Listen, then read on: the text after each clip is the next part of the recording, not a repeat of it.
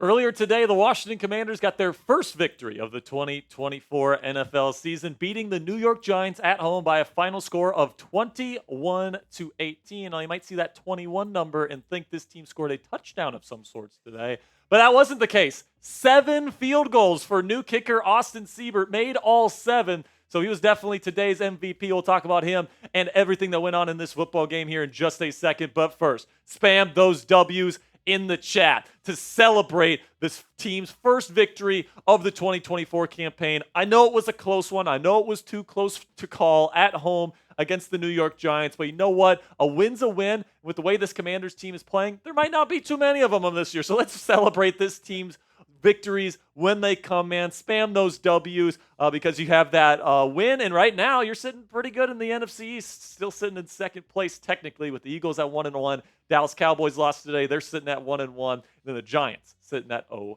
So let's give out my game balls here. I'm going to give out 3. And obviously, the first one goes to Austin Seibert. I mean, you replace Cade York, who missed both of his field goal attempts last week. You replace him with Seibert this week, and he hits all 7 of his field goals. And obviously, you needed every single one of them suckers to come away with that 3-point margin of victory today against the Giants. So big shout out to Austin Seibert for being the MVP of today's game by far, in my opinion, hitting all 7 of those field goals. Then let's give a game ball to Maverick Jayden Daniels. His first ever NFL win. Definitely deserves a game ball here. And you know what, man? I still think Jayden is relying a little bit too much on his legs. Sure, his receivers maybe aren't getting open as much as he would want. And he is showing some dynamic athleticism for sure.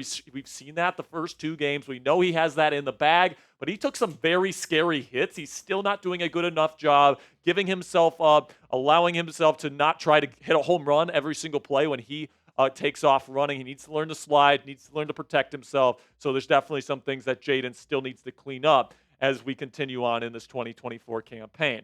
Another game ball goes to Brian Robinson Jr. Over 130 yards rushing for B-Rob today. He was just spectacular as a rusher. Now, and to be clear here, the Giants' front 7 is not terrible, all right? Bobby Okereke, pretty darn good. Linebacker Dexter Lawrence, one of the best run-stuffing nose tackles in the league. You got Brian Burns and Kayvon Thibodeau, 2 very good run defenders on either side of the edge.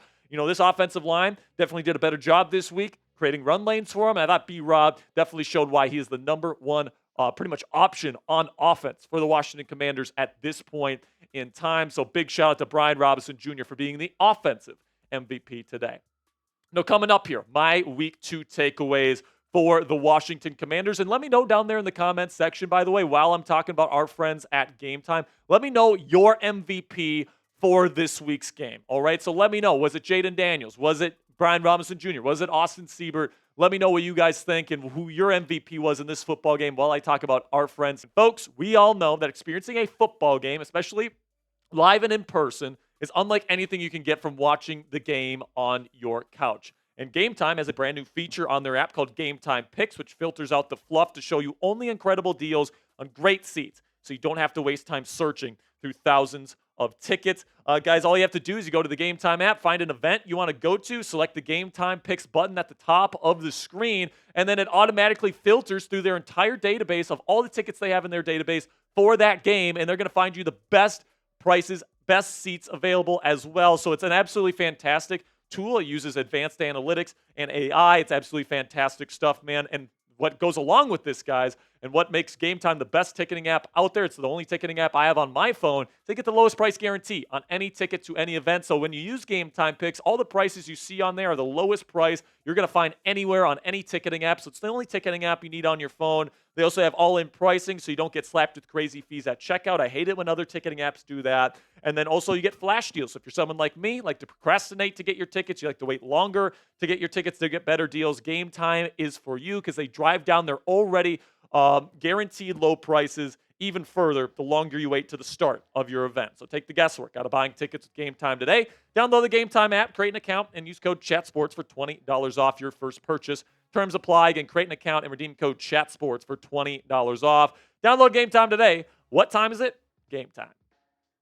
So now let's get to my takeaways here. And these aren't quite as rosy as the game balls, right? Because with the game balls, we're happy. We're giving people game balls out like it's all good and fun. But, you know, there is a lot to be worried about in this football game First one is you didn't get into the end zone a single time. All right. I believe you went to the red zone 3 times and you didn't convert a touchdown on any of them. All right. And then Seibert had to really bail this team out by getting 7 field goals and converting all of them, not missing one. So I think Seibert really bailed this offense out, not able to finish drives. Cliff Kingsbury needs to come up with better concepts for Jayden Daniels to utilize. The run game needs to finish drives better. And then, of course, Jayden Daniels, the quarterback, needs to do a better job in the tight areas when the defense, the spacing is all whacked up. And, the best quarterbacks in the league can score touchdowns through the air or on the ground or both. When the areas get tight in the red zone, there's not quite as much space to work with. This Commanders team has really struggled getting into the end zone in that area of the field so far, and that was definitely evident today. Also, another takeaway, there's still way too many penalties for this football team. They had 10 today. I think the Giants had 5. That's just not going to be good enough, man. And they had some false starts late in the game, almost jeopardized the team. You just can't have those type of penalties. That's the sign of a poorly coached group. And you need to really fix this stuff, man. Dan Quinn needs to do it, and he needs to get this right because, this is going to be something where later on down the road, year 3, year 4, you can't be getting 10 penalties a game, right? So this is something that definitely needs to be addressed. Too many penalties on this football team needs to be cleaned up. Let me get to the pass rush here. Got 1 sack on Daniel Jones. All right, the Minnesota Vikings got 5 sacks on this Giants team last week. This offensive line freaking stinks. I put in my preview that you should be blitzing and getting after Daniel Jones. Now, I thought Dan did a decent job getting the ball out relatively quickly today. It's not necessarily all on the pass rush. But listen, man, I just don't think that this pass rush through 2 games has been as good as I thought it was going to be. I think that, they're not getting as creative as they were with Micah Parsons in Dallas. I'm talking about Dan Quinn and Joe Witt Jr. They're not as creative. They're not, the edge rushers aren't really doing anything. Dorrance Armstrong and Cleveland Ferrell. I mean, I like the effort that they're playing with. The guys on the interior, Deron Payne, Jonathan Allen, not getting enough pressure right now. And I thought they would be blitzing more with their linebackers. They're blitzing, but they're not blitzing quite as much as I thought they were going to heading into the season. And even when they blitz, it's getting picked up. So obviously there's something that this Commanders team needs to do better in terms of the pass rush. And with the secondary being in the state that it's in here in Washington, you're not going to get away with giving up 18 points against the New York Giants and coming away with victories, man. You got to be able to get to the quarterback, and this secondary is going to be a problem all season, it seems like, so you need to get the pass rush going if you're going to have any semblance of a good defense this year. Let me get to another thing that I'm worried about here, and that's Scary Terry.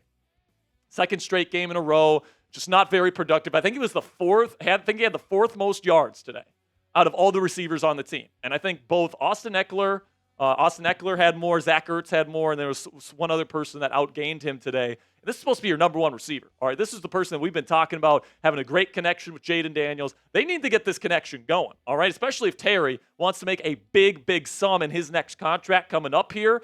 There's going to be contract talks between the Commanders and Terry McLaurin this offseason. Most likely he's going to want a new deal, and he needs to pick it up if he wants to earn that deal with this football team, plain and simply. I'm a big fan of Terry. But 2 weeks in a row, especially against this bad Giants secondary, it's definitely worrying me a bit right now. Then we get to my final takeaway here is that the Commanders got a bit lucky. All right, let's just call it what it is. The only turnover of the day went in the Commanders' fashion. When Devin Singletary, the Giants were driving down the field, gives up the football. That was an incredible break for the Washington Commanders.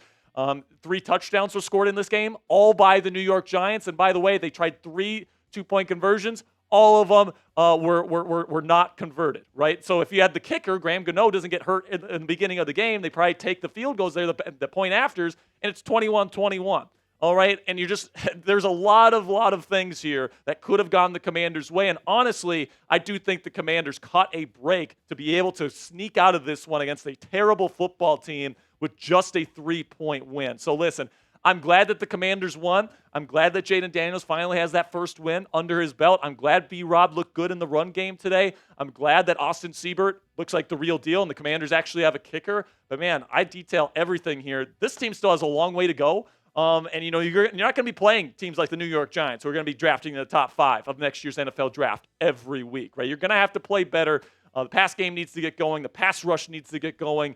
All these different things. You have to commit less penalties, right? You got to finish in the red zone. All these different things are definitely worrying me at this point. If they don't get better, there's going to be a lot more losses than wins during the 2024 season for this Commanders team.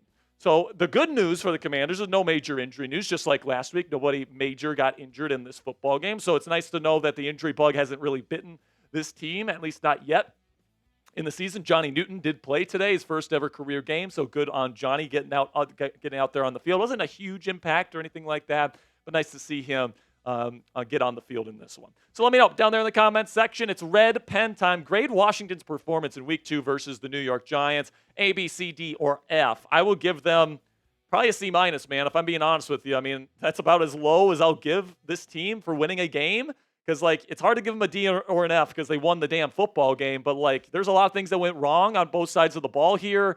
And although you come away with the victory and that feels good, this team definitely has a lot to clean up heading into week 3, Monday Night Football against the Bengals. Okay, so make sure you guys click that subscribe button right now if you haven't already. We're going to be previewing the Monday Night Football matchup against Cincinnati early in the week. We got daily coverage on the Washington Commanders. If there's any big injury news, if there's any big things that come out on the Commanders this week, if there's a trade potentially for a cornerback, we'll see.